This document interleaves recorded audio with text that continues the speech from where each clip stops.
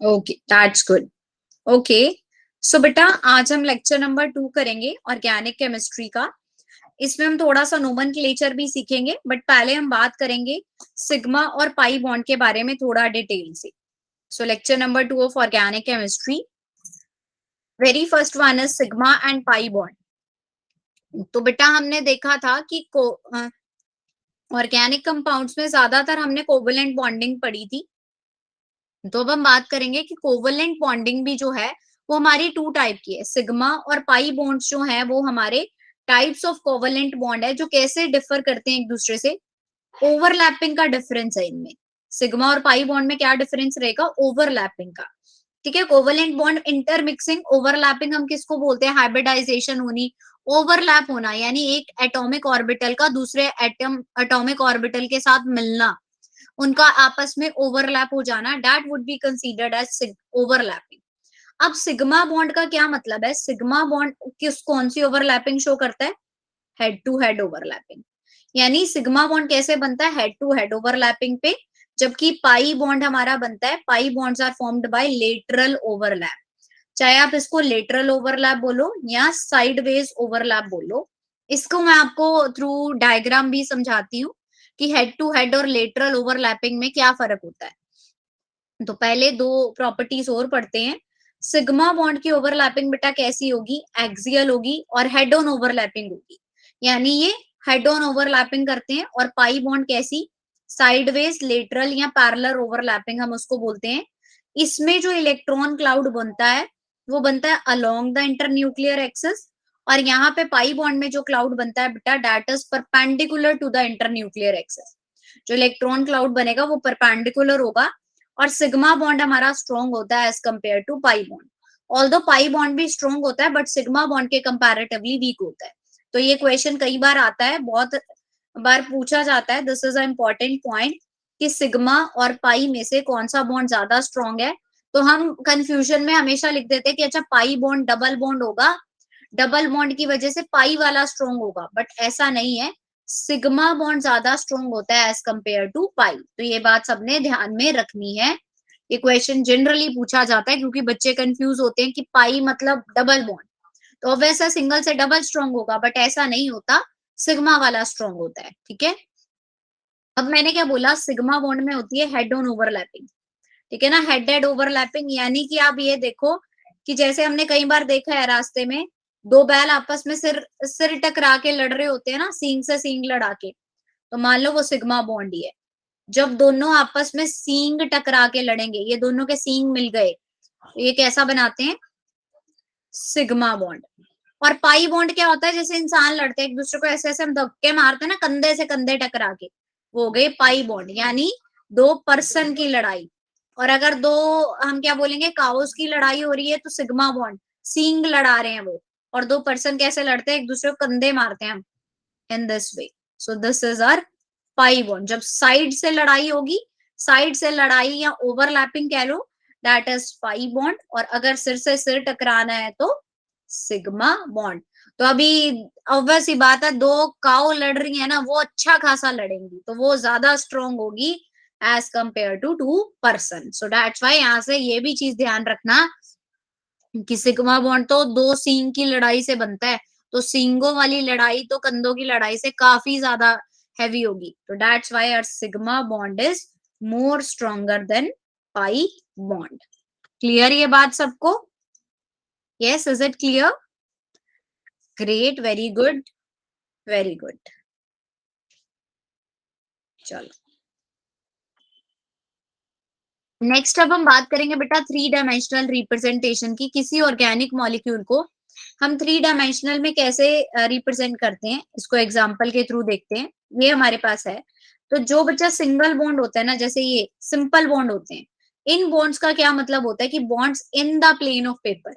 Bonds क्या है? Plane of paper के अंदर है। Bonds are present in the plane, plane में है। अब जो डैश बॉन्ड होता है, इसको जो टूटा फूटा बॉन्ड होता है उसको हम डैश बॉन्ड बोलते हैं।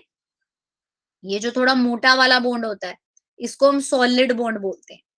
ठीक है, जो तो मोटा बंदा है वो ऑब्जर्वर की तरफ आएगा, that is coming towards observer, वो हमारी तरफ आता है। ऑब्जर्वर होते हैं हम। तो हम क्या याद रखेंगे, मोटा बंदा तो हमारी तरफ आ रहा है, अब ये बेचारा पहले ही टूटा फूटा है। डैश बॉन्ड क्या है, टूटा हुआ बॉन्ड, बीच बीच में से टूटा हुआ, तो ये हमसे दूर ही जाता है। ये क्या कहता है कि मैं अपनी टूटी फूटी शक्ल लेके सामने नहीं आऊंगा। तो that bond is go away from the observer. और जो मोटा है वो कहता है मेरे साथ लड़ाई करके देखो, मैं पहले नंबर पे आ रहा हूँ। So that bond towards observer वो हो गया हमारा सॉलिड वेज बॉन्ड। और डैश में क्या हो जाएगा, टूटा फूटा बेचारा हमसे दूर जाएगा, अवे फ्रॉम ऑब्जर्वर। अवे मतलब उससे परे, ऑब्जर्वर से दूर। और टुवर्ड्स ऑब्जर्वर मतलब ऑब्जर्वर की तरफ, और ऑब्जर्वर कौन है, हम जो ऑब्जर्व कर रहे हैं बॉन्ड को। और जो सिंपल बॉन्ड है बेटा वो होते हैं इन द प्लेन। ठीक है, bonds present in the plane.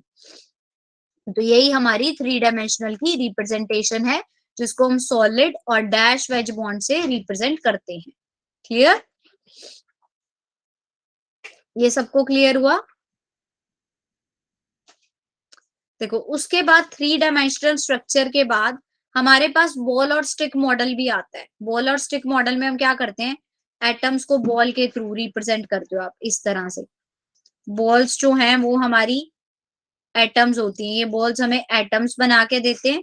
और ये जो स्टिक होती हैं दैट विल शो बॉन्ड। तो ये इस तरह के भी मॉडल हमारे पास होते हैं, जिसको हम क्या बोलते हैं, बॉल एंड स्टिक मॉडल। यहाँ पे इसकी प्रेजेंटेशन भी बनी हुई है। ये हमारे एटम्स है ये सारे, ठीक है ना। CH4 का ये एग्जांपल लग रहा है, ये कार्बन ले लो, ये 4 हाइड्रोजन लगा दिए हमने, ठीक है। तो ये क्या बना रहा है, और ये जो स्टिक्स है इसकी ये बॉन्ड शो कर रही है। ठीक, तो ball and stick model is also there. Got it, okay.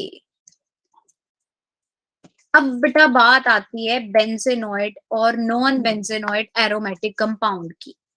तो अब हम अगर बेंजेनॉइड की बात करें तो नाम से ही हमारे पास क्लियर होगा, बेंजेनॉइड यानी कि प्रेजेंस ऑफ बेंजीन रिंग। इसमें बेंजीन क्या है, प्रेजेंट है, तभी इसका नाम बेंजेनॉइड है। और अगर कोई चीज पढ़ी हमने नॉन बेंजेनॉइड, तो नॉन बेंजेनॉइड का क्या मतलब है कि नॉन बेंजीन ग्रुप, कि उसमें बेंजीन ग्रुप प्रेजेंट नहीं है। तो बेंजेनॉइड और non benzenoid compound aromatic compounds कैसे होते हैं, बेंजेनॉइड कंपाउंड बेटा वो होगा जिसमें बेंजीन की रिंग होगी, ठीक है। और वो क्या कहते हैं कि हम बेंजेनॉइड कंपाउंड को सब डिवाइड भी कर सकते हैं इन मोनोसाइक्लिक, बाईसाइक्लिक और ट्राईसाइक्लिक कैटेगरीज में। मोनोसाइक्लिक का क्या मतलब है, एक ही बेंजीन रिंग का होना, मान लो साथ में क्लोरीन है।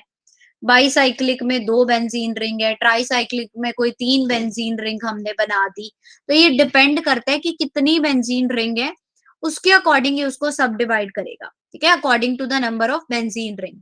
और नॉन बेंजेनॉइड कंपाउंड हमारे पास कौन से हैं, non benzenoid compounds are aromatic compound with conjugate system with planar cyclic structure that lack benzene ring। lack मतलब होता है कमी, जिसके पास कोई बेंजीन रिंग ना हो।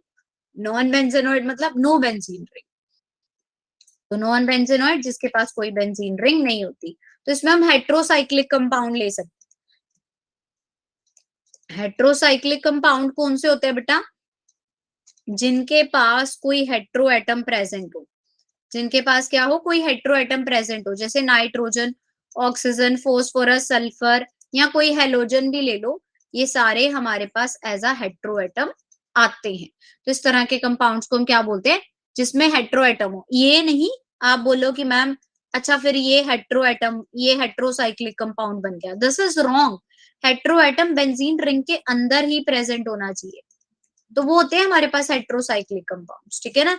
अब इन्होंने नॉन बेंजेनॉइड का एग्जांपल दिया है, तो जैसे यहाँ पे ही कोई O ग्रुप बना दिया, बेंजीन की रिंग नहीं होगी उसमें, ठीक है। तो की डिफरेंस, मेन डिफरेंस क्या है इनके बीच में, बेंजेनॉइड और नॉन बेंजेनॉइड में, कि बेंजेनॉइड कंपाउंड में एटलीस्ट 1 बेंजीन रिंग होनी ही चाहिए, जबकि नॉन बेंजेनॉइड चलेगा कि उसके पास कोई भी बेंजीन रिंग नहीं है।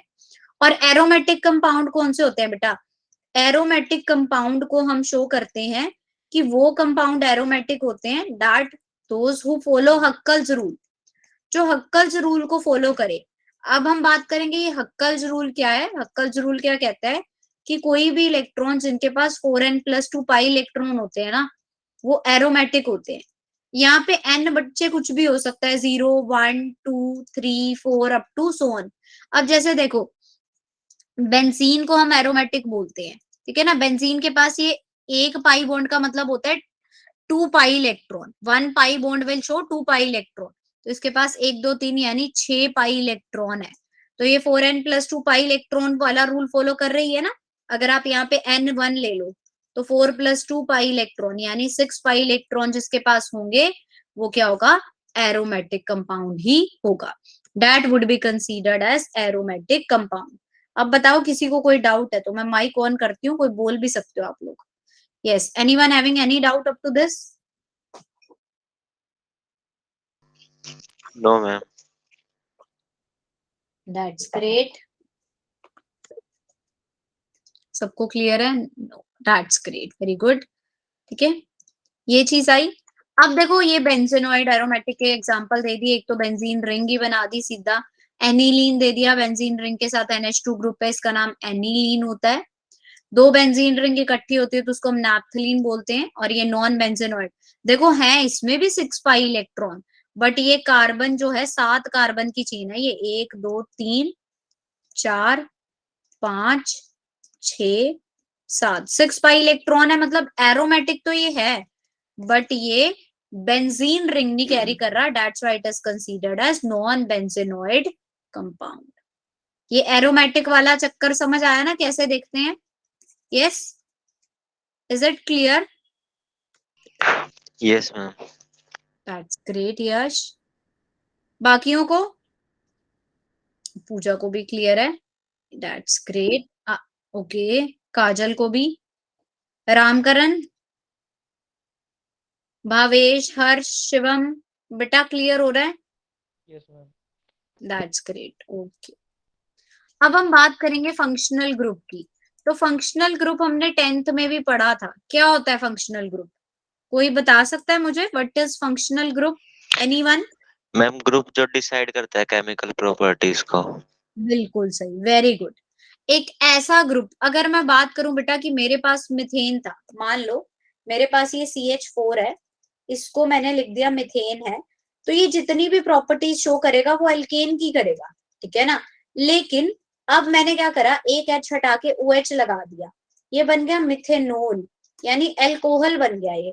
तो अब जो भी इसकी केमिकल प्रॉपर्टीज है वो according to this OH group होगी, ठीक है ना। तो एक ऐसा ग्रुप, यहाँ तो हम क्या बोले कि जो केमिकल प्रॉपर्टीज को चेंज ही कर देता है, जैसे इसकी केमिकल प्रॉपर्टीज इससे बिल्कुल ही डिफरेंट हो जाए, या जो डिफाइन करता है कि कौन से ग्रुप के आने से कैसी केमिकल प्रॉपर्टी शो होती है, that is considered as functional group. उसको हम क्या बोलते हैं, फंक्शनल ग्रुप है ये, ठीक है ना। जनरली जो डिफरेंट केमिकल प्रॉपर्टीज शो करता है, जैसे ही वो किसी एलिमेंट के साथ हम अटैच कर दे, उसकी प्रॉपर्टीज को क्या कर दे, डिफरेंट बना दे, that is considered as functional group. तो फंक्शनल ग्रुप कोई भी हो सकते हैं। OH ग्रुप हो सकता है हमारे पास, एल्डिहाइड हो सकता है, COOH ग्रुप हो सकता है, so many groups are there. इसके एग्जांपल्स हमारे पास ये हैं। एल्कीन्स है, जैसे डबल बॉन्ड है एल्कीन के पास, alkene consist of double bond, ठीक है, तो इसको फंक्शनल ग्रुप ये डबल बॉन्ड आ जाएगा एल्कीन में। एल्काइन होते हैं ट्रिपल बॉन्ड। हेलोजन डेरिवेटिव, कोई एक हेलोजन एटम लगाओ, फ्लोरीन क्लोरीन ब्रोमीन, अल्कोहल यानी OH ग्रुप। ईथर्स क्या होते हैं, ROR ग्रुप। ROR का क्या मतलब है, मान लो कोई इस तरह का एलिमेंट है, CH3OCH3, जरूरी नहीं है ये दोनों सेम हो, आप CH3OC2H5 भी लिख सकते हो। So this is considered as ether, कि जिसके आसपास दो एटम हो और बीच में क्या हो, ऑक्सीजन। अगर ईथर की जगह हम थायो ईथर लिखते हैं बेटा, सेम ऑक्सीजन की जगह सल्फर आ जाता है बस, बाकी वो चीजें सेम रहेंगी, जैसे CH3SCH3 लिख दिया। So this is considered as thio ether.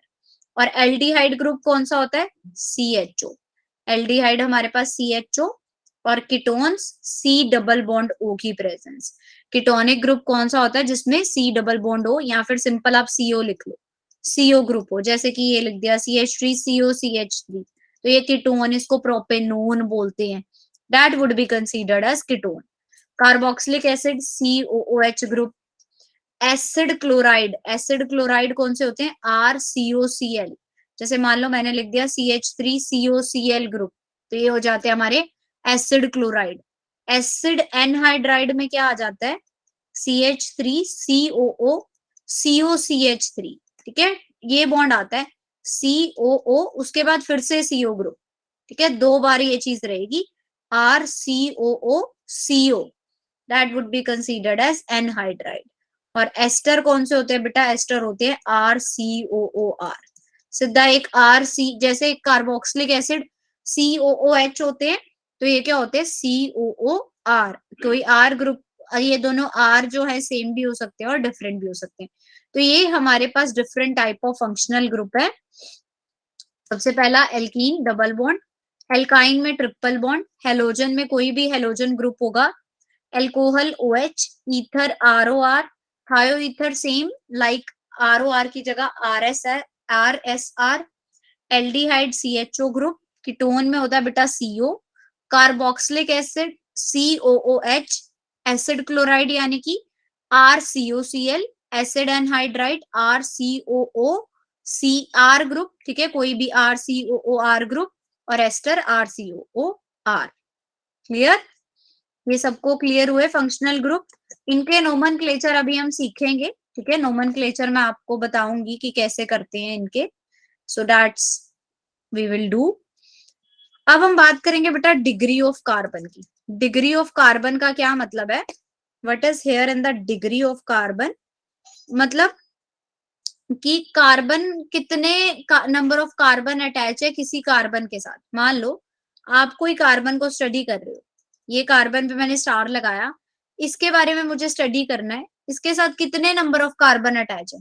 अगर तो एक ही नंबर ऑफ कार्बन अटैच है तो उसको हम बोलते हैं प्राइमरी, ठीक है ना, primary carbon atom. When carbon atom is attach with one other carbon atom, एक ही कार्बन एटम से अटैच हो। सेकेंडरी क्या होता है बच्चे? जिसमें वो अटैच होता है टू अदर कार्बन एटम से। मान लो आप ये C स्टार को स्टडी कर रहे हो, इसके साथ फर्दर 2 कार्बन एटम अटैच है, तो वो क्या हो गया हमारा? सेकेंडरी, ठीक है, 1 डिग्री या 2 डिग्री भी हम इसको लिख सकते हैं, that is consist as secondary. और टर्शरी कौन सा हो जाएगा हमारा? टर्शरी हो जाएगा कि उसके साथ 3 कार्बन एटम अटैच है, जैसे इसके साथ फर्दर 3 अटैच है, so this is considered as tertiary. अगर बच्चे 4 अटैच होंगे तो उसको हम क्या बोलेंगे? 4 डिग्री वाला quaternary, that is consist as quaternary carbon atom, this is tertiary carbon atom. और ये बहुत ज्यादा इंपॉर्टेंट है, रिएक्टिविटी ऑर्डर वो हमेशा क्या रहता है? टर्शरी सबसे ज्यादा रिएक्टिव होता है, फिर आता है सेकेंडरी, फिर primary, this is there reactivity order, ये रहता है इनका रिएक्टिविटी ऑर्डर। क्लियर? तो ये बहुत ज्यादा इंपॉर्टेंट है, इसको बिल्कुल ध्यान में रखना हमें। यही चीज इन्होंने दिखाई है, ये सिंपल एक मिथाइल ग्रुप है, एक कार्बन अटैच था तो इसको प्राइमरी बोला गया, 2 कार्बन अटैच है तो सेकेंडरी, 3 कार्बन एटम अटैच है इसको बोला गया टर्शरी, 4 कार्बन एटम अटैच है तो that would be considered as quaternary. Clear? यहां तक किसी भी बच्चे को कोई डाउट हो तो please ask. Yes, anyone having any doubt up to this? No ma'am. No, that's great. Clear? Good Pooja, Bhavesh, okay बच्चे। अब हम नेक्स्ट बात करेंगे होमोलोगस सीरीज की। तो होमोलोगस सीरीज भी हमने पढ़ी हुई है। होमोलोगस को हम कैसे याद रखेंगे बेटा? होमो प्लस लोगस। होमो मतलब होता है सेम, लोगस को याद रखो लैग बिहाइंड, यानी कि जो सेम नंबर से पीछे रह जाए या सेम डिफरेंस सेम हो। जैसे एपी पढ़ते हो ना आप, मैथ्स में एपी पढ़ते हैं अर्थमेटिक प्रोग्रेशन, उसमें क्या होता है कि डी की वैल्यू सेम रहती है सब में। तो ऐसे ही होमोलोगस सीरीज है, जैसे 2 का टेबल है, 2 4 6 8 10, सब में 2 2 का डिफरेंस है। तो ऐसे ही जब डिफरेंस CH2 यूनिट का हो, ठीक है ना, ओवरऑल आप चलते रहो एडजेसेंट मेंबर्स में, एक के बाद एक चल रहे हो, और उनके बीच में CH2 यूनिट का डिफरेंस है, तो उसको हम क्या बोलते हैं? This is consist as homologous series. For example methane, ethane, propane, butane लिखा, CH2 यूनिट का डिफरेंस CH2 और CH2, ना, जैसे जैसे आगे बढ़ते जाओगे डिफरेंस क्या होता रहेगा CH2 यूनिट का, तो that would be considered as homologous series. ठीक है, तो जरूरी नहीं है सिर्फ एल्केन ही, एल्केन, एल्कीन, एल्काइन सभी तरह के कंपाउंड्स जो हैं उनमें सेम अगर हमारे पास डिफरेंस होता है तो उसको हम क्या बोलते हैं, होमोलोगस सीरीज है। और जनरली डिफरेंस भी सब में CH2 यूनिट का ही रहेगा। ठीक है, डिफरेंस सब में CH2 यूनिट का होगा। अब क्या कह रहे हैं कि मेन प्रॉपर्टीज क्या रहेंगी होमोलोगस सीरीज की, कि functional group of the member of homologous series is same. जो फंक्शनल ग्रुप है उनके मेंबर का वो सेम होना चाहिए। अब जैसे अगर बेटा 2 का टेबल लिख रहे हो तो 2 का ही लिखोगे ना, बीच में 3 का तो नहीं हम लगा देंगे कि 2 के बाद अच्छा 6 आ रहा है, 6 के बाद फिर 9 लिख दो, फिर 12 लिख दो, वो गलत हो जाएगा ना। तो ऐसे ही अगर हम एक OH ग्रुप की बात कर रहे हैं, आप CH3OH लिख रहे हो तो CH3CH2OH ही लिखोगे आप, नेक्स्ट वाला इसको CH3CHO नहीं लिख देंगे। तो जो फंक्शनल ग्रुप चल रहा है होमोलोगस सीरीज का वो पूरे ओवरऑल में सेम रहेगा, हर किसी के लिए जनरल फॉर्मूला सेम रहेगा। अब अगर फंक्शनल ग्रुप सेम है बेटा तो वो केमिकल प्रॉपर्टीज भी सेम ही शो करेंगे और उनका मेथड ऑफ प्रिपरेशन भी कॉमन ही रहेगा। ठीक है, जैसे ये एल्केन है, इनके बीच में ये CH2 यूनिट का डिफरेंस है। एल्काइन देख लो C2H2, C3H4, CH2 का यूनिट का डिफरेंस। एल्कोहल में भी CH2 यूनिट का डिफरेंस। तो these all are consist as homologous series जिसमें डिफरेंस क्या है, CH2 यूनिट का। ठीक है, क्लियर है यहाँ तक? किसी को भी कोई डाउट हो तो please ask. Is anyone having any doubt up to this? No ma'am. That's great. चलो अब हम करेंगे बेटा नोमेनक्लेचर। नोमेनक्लेचर एक सिंपल सी बात है, नामकरण करना। ठीक है, नोमेनक्लेचर को हम सिंपल बात में कहेंगे नामकरण करना। ठीक है, नेमिंग सेरेमनी कि ऑर्गेनिक कंपाउंड्स में बेटा मिलियंस ऑफ कंपाउंड है, 10 लाख से भी ज्यादा कंपाउंड है, तो उन सबके नाम याद रखना हमारे लिए मुश्किल नहीं नामुमकिन है। ठीक है ना, तो उसके लिए IUPAC क्या है, एक international union of pure and applied chemistry है। साइंटिस्ट की एक प्रॉपर कह लो ब्यूरो है एक तरह से, जिन्होंने रूल्स बनाए जिसके अकॉर्डिंग हम एलिमेंट्स को नाम दे सकते हैं, हम कंपाउंड्स को रूल्स फॉलो करके उनके नाम बना सकते हैं, हमें हर किसी का नाम याद नहीं करना। ठीक है ना, तो पहले ऑर्गेनिक कंपाउंड्स को कैसे असाइन कर रहे थे उनके नाम, कि सिट्रिक एसिड बोल दिया, क्यों, क्योंकि ये सिट्रस फ्रूट से पैदा हुआ था, निकला था। लैक्टिक एसिड बोल दिया। ठीक है, formic acid, sorry formic acid बोला हमने क्योंकि वो आंट से निकल रहा था, और आंट का लैटिन वर्ड होता है फॉर्मिका। तो बट ये ट्रिवियल और कॉमन नेम्स ही थे। अब ये लैटिन जिसको आती है उसको तो पता होगा, अच्छा फॉर्मिका से निकला तो उसको फॉर्मिक एसिड बोल दिया। अब हमें तो नहीं पता, हमारे यहाँ पे तो उसको आंट ही बोलते हैं ना, तो हम बोलेंगे फिर उसको एंटी एसिड बोल देते, फॉर्मिक एसिड क्यों बोल रहे हैं। तो इन सारी कंफ्यूजन को दूर करने के लिए IUPAC ने कुछ रूल दिए जिसके अकॉर्डिंग हम क्या बनाएंगे, उनके कुछ कॉमन नेम्स, कॉमन नेम्स नहीं उनके IUPAC नेम बनाएंगे। बट उन्होंने क्या बोला कि कुछ कॉमन नेम्स आज भी यूज होते हैं, जैसे बकमिनिस्टर फ्यूलरीन है, C60 कार्बन का एक आइसोटोप है, उसको हम आज भी बकमिंस्टर फ्यूलरीन के नाम से ही जानते हैं। ठीक है ना, that will be famous by the name of buckminster fullerene. तो वही कॉमन नेम है, उन्होंने वही यूज करते आ रहे हैं। बाकी ऑर्गेनिक केमिस्ट्री के लिए अब हमने IUPAC नेमिंग करी। ठीक है, तो कैसे, सबसे पहला रूल क्या होता है IUPAC नोमेनक्लेचर का, कि आपको लॉन्गेस्ट चेन देखनी है। ठीक है ना, आपने देखना है पेरेंट चेन कौन सी बनेगी जो सबसे लॉन्ग हो, और जरूरी नहीं है कि सिर्फ स्ट्रेट चेन ही लॉन्ग हो सकती है, किसी भी शेप में हो सकती है। अब जैसे ये देखो, मैंने एक ये चेन बनाई और एक मैंने फिर ये वाली चेन बना दी। अब इसमें जरूरी नहीं है ना आप ये लिखोगे 1 2 3 4 5 6, दिस इज रॉन्ग। क्यों? क्योंकि हमारी लॉन्गेस्ट चेन क्या आएगी, 5 6 7 8 9। तो लॉन्गेस्ट चेन किसी भी शेप की हो सकती है, जरूरी नहीं है स्ट्रेट हो। तो आपको देखना है जो कॉन्टिन्यूसली सबसे ज्यादा लॉन्गेस्ट चेन है वही हमारी क्या बनेगी, पेरेंट चेन बनेगी। फर्स्ट रूल ये था। सेकेंड रूल क्या कहता है कि साइड ग्रुप को ना छोटे से छोटा नंबर दो, जैसे कि 2 3 4 5 6 है ये।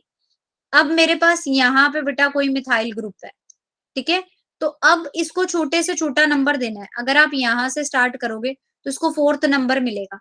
अगर मैं 3 से स्टार्ट करती हूँ तो इसको इधर से स्टार्ट करती हूँ तो 3rd नंबर मिलेगा। तो हम किसको प्रायोरिटी देंगे?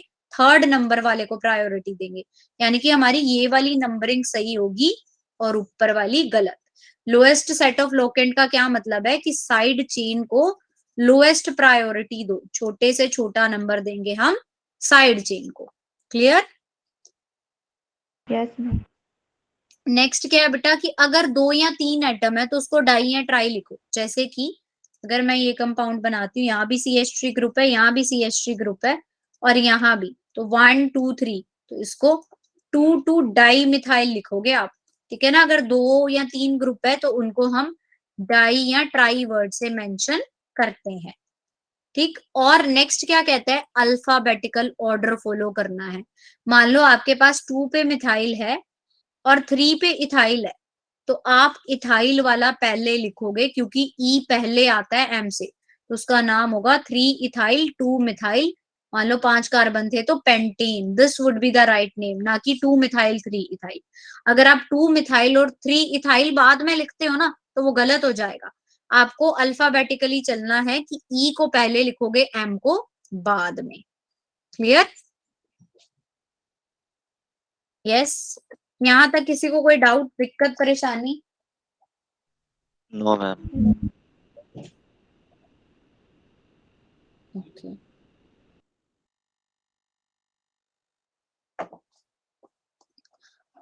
अब देखो नेक्स्ट क्या बोला गया, naming complex substituents. Complex substituents में क्या है बेटा कि मान लो मेरे पास ये कार्बन की चेन थी, अब इसके पास भी ना इस तरह का कोई कंपाउंड है। मान लो साइड चेन भी मेरी थोड़ी कॉम्प्लेक्स है, तो आप पहले साइड चेन को ही नंबर दे लो, साइड चेन को ही नेम दे लो। और साइड चेन को ना ऐसे ये लॉन्गेस्ट चेन नहीं करनी है आपने। साइड चेन वही होगी जो कार्बन से अटैच है ना, कार्बन, उसको हमेशा फर्स्ट नंबर मिलेगा। ठीक है? जो कार्बन इससे अटैच है और सीधा चलाओ उसको 1 2 3, तो इसका नाम पहले लिखोगे आपकी 1 1 डाई मिथाइल, और 3 कार्बन थे तो प्रोपाइल। ठीक है? 3 कार्बन पे क्या आ जाएगा? प्रोपाइल। तो जिस भी नंबर पे है, ये 4th नंबर पे था, तो आप इसको फिर लिखोगे 4 1 1 डाई मिथाइल प्रोपाइल। 8 कार्बन है तो ऑक्टेन। ठीक है? एक चीज और बताती हूँ, देखो रूट इन्होंने क्या बोला है कि हम ये फॉलो करेंगे, locant plus prefix plus root plus locant plus suffix. Locant क्या होता है? कहाँ पे वो लोकेटेड है, उसकी पोजीशन। प्रीफिक्स मतलब उसका पहले क्या नाम है। जैसे कि अगर हमें प्रीफिक्स में मैंने डाई मिथाइल लिखना है तो डाई।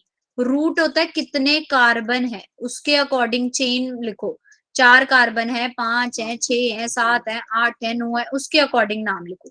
फिर कोई और लोकेंट मतलब कोई और ग्रुप, मान लो एल्डिहाइड ग्रुप है तो वो कौन सी पोजीशन पे है, जैसे मैं लिखूंगी 2 ओल, सेकंड पोजीशन पे मेरा कोई ग्रुप है। सफिक्स मतलब उसकी एंडिंग किससे करनी है, अल्कोहल की ओल से करनी है। कीटोन है तो ओन लगाना है, एल्डिहाइड है तो ईन लगाना है, ये चीज। ठीक है? इस तरह से हम IUPAC लिखेंगे। तो वही चीज, रूट क्या होता है? कितने नंबर ऑफ कार्बन है, मिथेन 1 है, पेंट है, 5 कार्बन चेन है, वो चीज। सफिक्स क्या होता है बेटा? सफिक्स मतलब जो लास्ट में लगा रहे हो आप, ठीक है ना, उसका सफिक्स क्या होगा, कौन से फंक्शनल ग्रुप को वो बिलोंग कर रहा है। तो लास्ट में अगर इथ अल्कोहल को बिलोंग करता है वो, मान लो ये ग्रुप था मेरे पास CH3 CH2 CH2OH, तो मैं इसको क्या लिखती हूँ? प्रोपेनोल। मींस ओल इसका सफिक्स हो गया, लास्ट में लगा दिया। ठीक है ना? और प्रीफिक्स क्या होता है? जो पहले लगता है। जैसे अब ये ग्रुप बनाते हैं हम, पहले साइक्लो लगाते हैं ना, साइक्लोब्यूटेन, तो ये क्या हो गया? प्रीफिक्स, जिसको पहले लगाया गया। ठीक है? अब देखो एल्केन्स की बात करेंगे। एल्केन्स क्या होते हैं? जिसका जनरल फॉर्मूला क्या हो, CnH2n+2। ठीक है? और ये एंड कैसे करते हैं? एन से, methane, propane, butane, this thing. Alkene general formula CnH2n, suffix क्या लगता है इसके?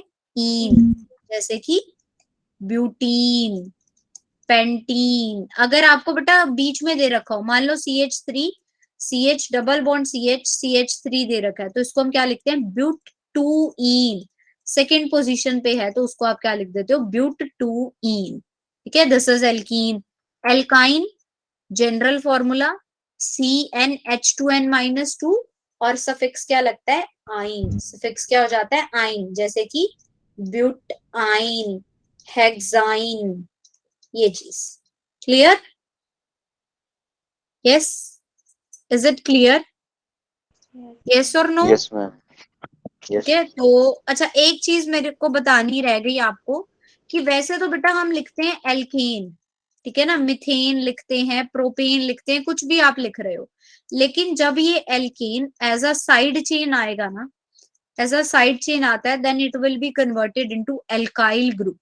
तो हम इसको एल्काइल ग्रुप ट्रीट करते हैं। तो ये जैसे मिथेन लिखा ना, अब जैसे मान लो यहाँ पे मैंने आपको एक करवाया कंपाउंड, कहाँ गया, हमने एक कंपाउंड करा, तो ऐसे ही मैं यहीं पे दोबारा करते हैं। जैसे ये है मेरे पास, तो इसको आप क्या लिखोगे, 1 2 3 4। अब इसको 2 मिथेन तो नहीं लिखते ना, हम क्या लिखते हैं, 2 मिथाइल प्रोपेन। यानी this alkane group whenever it comes in side chain, ये क्या बन जाता है, एल्काइल। ठीक है, इस चीज का भी हमें ध्यान रखना है, किसको कभी भी 2 मिथेन प्रोपेन नहीं लिखना, इसको क्या लिखोगे, 2 मिथाइल प्रोपेन। तो ऐसे ही ये क्या हो गया, एल्काइल बन जाता है। अच्छा, मैम अब ये ब्यूटेन आएगा। सॉरी ब्यूटेन, 4 है कार्बन, ठीक है, हाँ ब्यूटेन हो जाएगा, प्रोपेन लिख दिया मैंने, इट इज ब्यूटेन। ओके, चलो अब ये क्वेश्चन ट्राई करते हैं, बनाओ, देखते हैं कितने बच्चे बना पाते हैं। 2 मिनट दिए तुमको, एक बार ही ट्राई करो इसको बनाने का।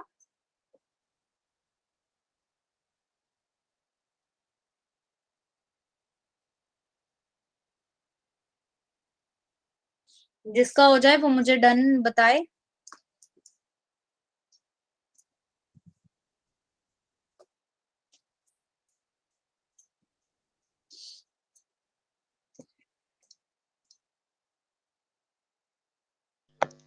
Ma'am done. वेरी गुड, सिर्फ यश का हुआ, बाकियों का? Yes, Pooja, Shivam, Bhavesh, Harsh, Ramkaran.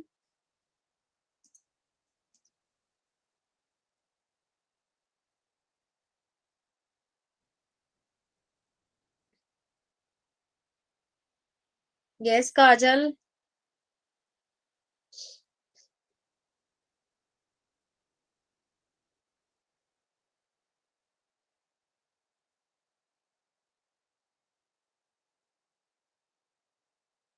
Done, very good. चलो अब हम इसको डिस्कस भी करते हैं, चेन की नंबरिंग कैसे देंगे।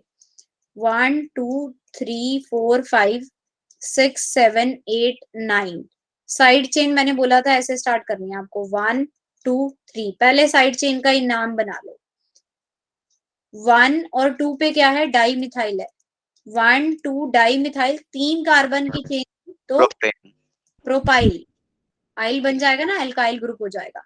था कौन से नंबर पे, 5 नंबर पे, तो 5 पे 1 2 डाई मिथाइल प्रोपाइल और 9 नोने। कार्बन थी, तो नोनेन, this would be the number. ठीक है, क्लियर? ठीक है, तो ये यस मैम। बनेगा कंपाउंड। ठीक है, ओके, सो ये चीज, उसके बाद आता है बेटा हमारे पास साइक्लिक कंपाउंड्स। ठीक है, साइक्लिक कंपाउंड्स के हम नेम कैसे लिखेंगे, साइक्लिक कंपाउंड्स में हमारे पास साइक्लो हम जरूर लगाते हैं, जैसे ये है, इसको हम लिखते हैं साइक्लोब्यूटेन। ठीक है, अगर हमारे पास ये चीज है, यहाँ पे मिथाइल ग्रुप लगाओ, तो इसको आप क्या लिखोगे, 1 मिथाइल साइक्लोप्रोपेन। इस तरह से, मतलब साइक्लो इसको एज अ प्रीफिक्स लगता है।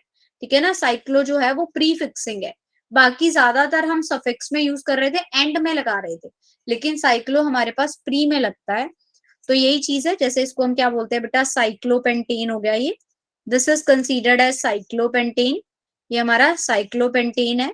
फिर यहाँ पे देखो हमने क्या लिखा, 1 2 3, अब ये 1 मिथाइल और 3 प्रोपाइल हो जाएगा, 1 मिथाइल 3 पे प्रोपाइल, मतलब 3 कार्बन है ये, 1 2 और 3 कार्बन थे तो प्रोपाइल, और 6 थी तो साइक्लोहेक्सेन हो गया। अब नेक्स्ट में देखो, नेक्स्ट में क्या बोला है कि जो मोर ब्रांच्ड कार्बन होते हैं ना, जिसपे ज्यादा ब्रांचिंग होती है, उसको फर्स्ट प्रायोरिटी दोगे आप। तो इसको हमने क्या दे दी, फर्स्ट प्रायोरिटी दे दी। ये हो गया हमारा सेकंड और ये थर्ड। अब मैंने पहले ही बोला था कि अल्फाबेटिकली चलना है, तो 3 इथाइल पहले लिखोगे। बेटा इसमें डाई नहीं देखते, आपने ये नहीं देखना कि डी जो है वो एबीसी से पहले आता है, डाई उसके दो को यूज कर रहा है, आपने ग्रुप देखना है, मिथाइल है तो प्रायोरिटी इथाइल को ही पहले दोगे। तो क्या लिखोगे, 3 इथाइल, 1 1 पे क्या है, 2 मिथाइल ग्रुप है, 1 1 डाई मिथाइल और 6 कार्बन था तो साइक्लोहेक्सेन। ठीक है, ये बात क्लियर हुई सबको। कोई भी डाई और ट्राई वर्ड से उसकी अल्फाबेटिकली ऑर्डर को जज नहीं करेगा, आपको ग्रुप देखना है, इथाइल पहले मिथाइल बाद में। तो 3 इथाइल 1 1 डाई मिथाइल साइक्लोहेक्सेन बन जाएगा। ये क्लियर हुआ ये सबको? यस। That's great. ठीक है, तो नोमेनक्लेचर में हम इतना ही करेंगे।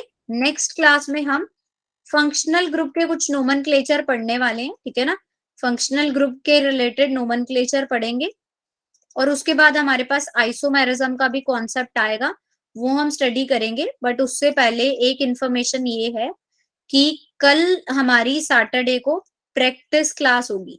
आप सबको पता है कि संडे को हमारा रिडॉक्स का टेस्ट है ना, संडे को हमारा किसका, रिडॉक्स रिएक्शन वाले चैप्टर का टेस्ट है। तो कितने बच्चों यस ने मैम। रिडॉक्स को हाथ भी लगाया है? किसी ने तैयारी करी है टेस्ट की? Yes ma'am. दैट्स ग्रेट, सिर्फ यश ने? ठीक है, पूजा ने भी करी है, ठीक है। तो कल बच्चे हम इसको आपको रिडॉक्स की वो कराने वाले हैं, तो उसके लिए आपको क्लास ज्वाइन करनी है 9 to 10:30 PM केमिस्ट्री की। ठीक है, केमिस्ट्री की टाइमिंग है 9 to 10:30 PM। उसके पहले कल सुबह 9 बजे से लेके 10:30 बजे तक आपकी मैथ और बायोलॉजी की क्लास होगी। ठीक है ना, 9 to 10:30 AM मैथ्स और बायोलॉजी की क्लास होगी। अब कुछ बच्चे जो मॉर्निंग शिफ्ट में अवेलेबल नहीं होंगे, ठीक है ना, उन्हीं के लिए सेम क्लास रिपीट होगी 5 बजे से लेके 6:30 बजे तक। ठीक है ना, 6:30 बजे तक सेम क्लास रिपीट होगी मैथ्स और बायो की। So this is up to you कि आपको मॉर्निंग शिफ्ट लगानी है या इवनिंग वाली। उसके बाद आपके बच्चे 7 बजे से लेके 8:30 बजे तक क्लास लगेगी फिजिक्स की।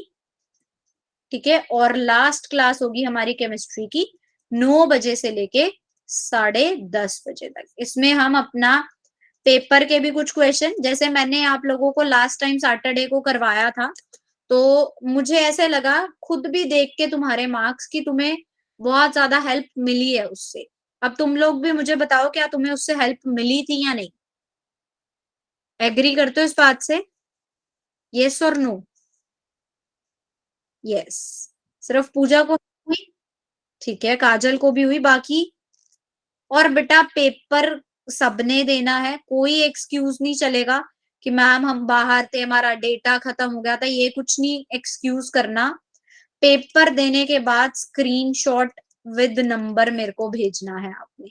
ठीक है ना, अगर आपको लगता है कि अरे हमारे नंबर कम है, अपना नाम मत भेजो मुझे, ठीक है ना, नाम मत भेजो, बट एटलीस्ट एक प्रूफ जरूर मुझे इकट्ठा करना है कि हाँ इतने बच्चों ने पेपर दिया है, तो ये सबने मस्टली करना है।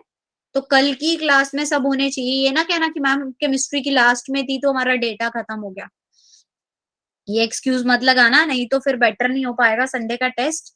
तो एक प्रॉपरली सेशन रखेंगे। बैलेंसिंग में कुछ प्रॉब्लम आ रही थी, तो बैलेंसिंग बहुत रेयर केसेस में ही पूछी जाती है, बट फिर भी एक दो क्वेश्चन बैलेंसिंग के भी कर ही लेंगे। ठीक है, main oxidation number state, oxidation state के ऊपर क्वेश्चन आएंगे। बहुत इजी पेपर है इस बार रेडॉक्स का, तो full out of full chemistry में मुझे चाहिए। ठीक है, डन है, गिव मी हाई फाइव जो लेके आएगा पूरे नंबर। ओनली पूजा? ठीक है, वेरी गुड। भावेश, शिवम, यश, हर्ष सो रहा है आज, हर्ष और रामकरण सो रहे हैं? रामकरण जाग गया, हर्ष सो रहा है अभी भी?